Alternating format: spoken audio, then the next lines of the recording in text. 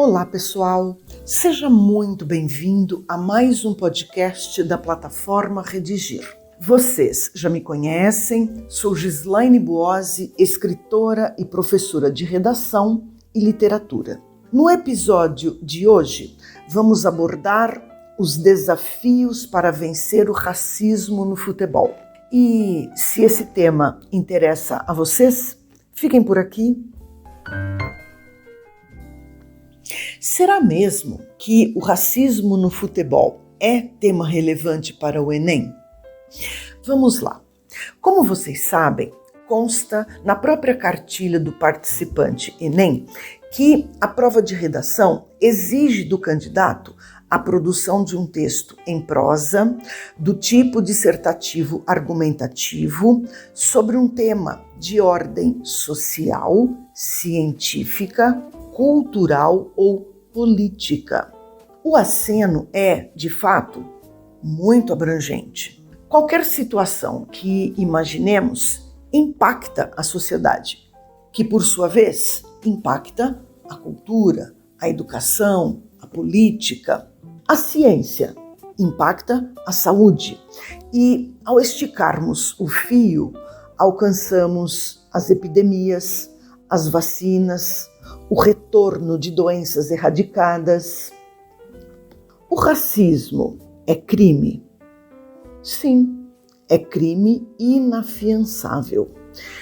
Mas, inegavelmente, racismo envolve comportamento que retrata o perfil de uma sociedade.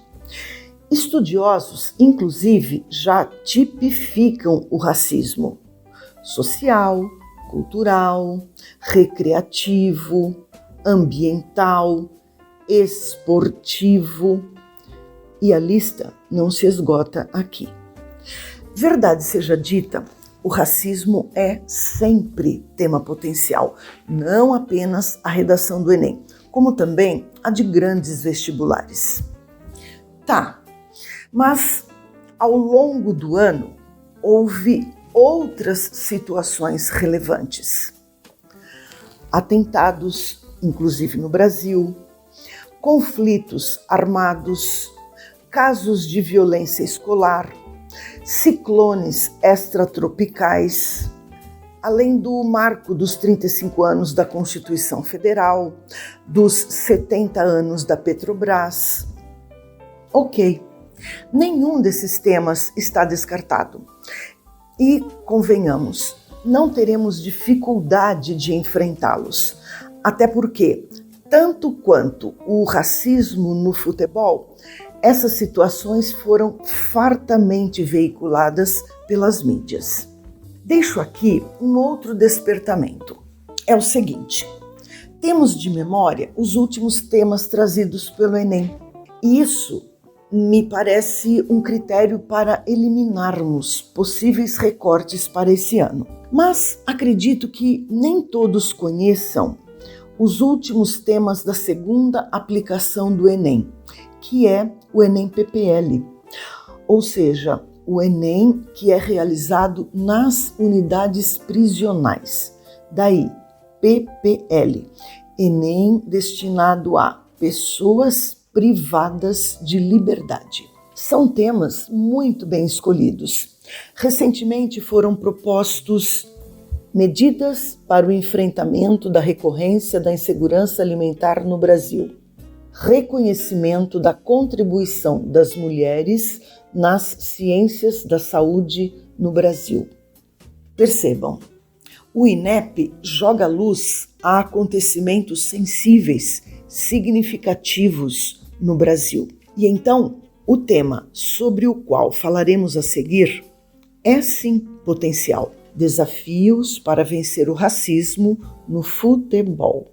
Vamos lembrar das situações recorrentes vividas por jogadores brasileiros, quer seja nos estádios do Brasil, quer do exterior. Bem, feitas essas considerações, só mais um detalhe.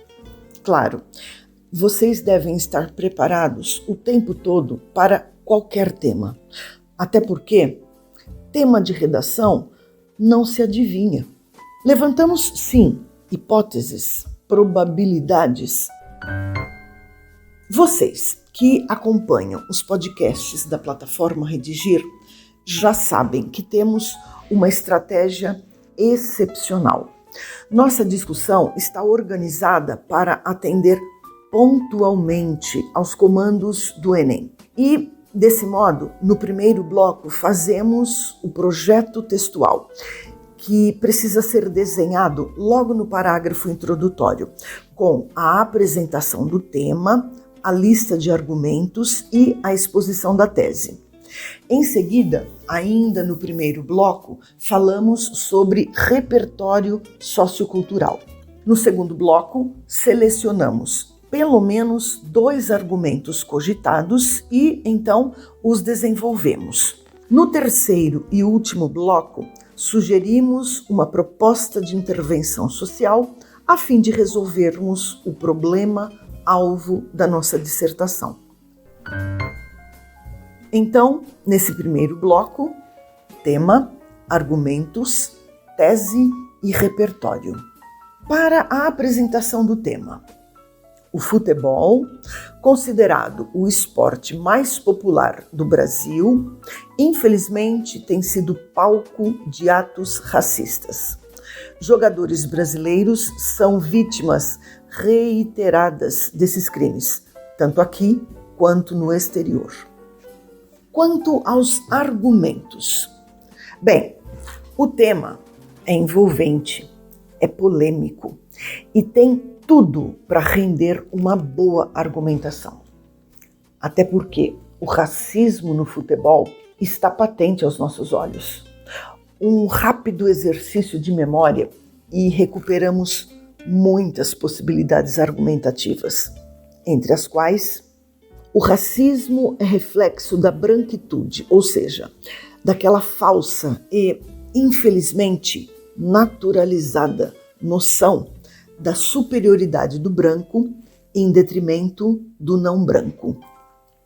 As punições para atos racistas dentro do futebol são muitas vezes insuficientes e, por isso mesmo, não intimidam os criminosos, não impedem, de fato, novas ocorrências. Os comitês, por exemplo, a FIFA, Federação Internacional de Futebol, abordam o tema em episódios extremos, pontuais, mas pouco atuam na prevenção do racismo, pelo menos não de modo ostensivo como a questão exige. O futebol é tido como o evento que entrelaça povos e culturas, embora tenha significativo número de jogadores que são elevados a mártires dos campeonatos. O caráter intimidatório do racismo, com a finalidade de desestabilizar o jogador. O racismo em outras modalidades esportivas. Os ataques racistas ocultados pela própria vítima, que talvez pela reincidência dos ataques já não os denuncia. Até porque muitas vezes a vítima tem medo de, havendo a denúncia, sofrer represálias. E agora a tese, que é o ponto de vista a ser defendido ao longo das argumentações. A tese é esta: apesar de o futebol unir atletas e torcedores de todas as origens, ainda há muito a ser feito para que a democracia racial, de que tanto se fala no universo sociopolítico, saia do papel e seja posta em prática. Para finalizar o primeiro bloco, falta o repertório sociocultural autoral. Na exigência da competência 2, no que seja pertinente ao repertório, vemos que a interdisciplinaridade é posta à prova. Vale trazermos elementos colhidos da história, do cinema, da literatura, da geopolítica e de muitas outras frentes do conhecimento. Aqui podemos visitar especialmente a história do futebol e trazermos à tona o rei Pelé. Sim, Pelé sofreu racismo durante sua carreira, muito embora isso não o tenha impedido de sagrar-se o atleta do século XX, tributo mundialmente reconhecido. Era comum Pelé, quando entrevistado, falar da discriminação enfrentada pelos atletas negros, o que interferia até mesmo nas contratações. E, como professora de literatura, eu jamais deixaria de mencionar o dramaturgo Nelson Rodrigues. Foi ele quem disse que Pelé podia virar-se para Michelangelo, Homero ou Dante e cumprimentá-los com íntima efusão. Como vão, colegas? Nelson Rodrigues, sem dúvida, colocou Pelé ao lado de monstros da arte e da poesia. Realmente, 90 minutos de Pelé rendiam uma partida épica. Há outros repertórios e vocês saberão mencioná-los. Ultimamente, houve cenas das mais cruéis, com Vini Júnior no Real Madrid. Excelente repertório. Ainda que, acredito, 1 milhão de candidatos se lembrarão exatamente desse repertório. Neste segundo bloco, vamos selecionar e desenvolver alguns argumentos. E, antes disso, um dado importante. Segundo o levantamento do Observatório da Discriminação Racial do Futebol, em 2021, houve o registro de 64 ocorrências de racismo. Já em 2022, o número saltou para 90, um aumento de 40%. Mas acredito que esse aumento, bastante significativo, é verdade, seja resultado não exatamente ou não só por conta do número de casos, mas também por conta da tomada de consciência e de coragem das vítimas. Ultimamente, tem havido maior número de denúncias formais. Prossigamos. 2 argumentos a serem desenvolvidos, quais sejam o caráter intimidatório do racismo e o racismo como um reflexo da branquitude. Passemos então a desenvolver o primeiro argumento, o caráter intimidatório do racismo no futebol. Comentaristas esportivos e analistas comportamentais têm constatado que o racismo no futebol seja mesmo uma estratégia de intimidação que repercute diretamente na performance dos jogadores. Essa intimidação acontece fora e dentro do campo. Atos racistas reverberam, interferem, fazem feridas que não se fecham. Aqui no Brasil, expoentes como Neymar, Daniel Alves, Hulk, Vini Júnior, Richarlison já foram vítimas de atos racistas. E esse aspecto, esse argumento solidifica a tese que formatamos lá no início. O racismo, quer em campo, quer nas arquibancadas, nos vestuários, nas redes sociais, desmascara a noção totalmente falida daquilo a que chamam democracia racial. Que democracia é essa que não se materializa durante uma partida de futebol, que demoniza uma arquibancada, que atropela direitos humanitários? Poxa vida!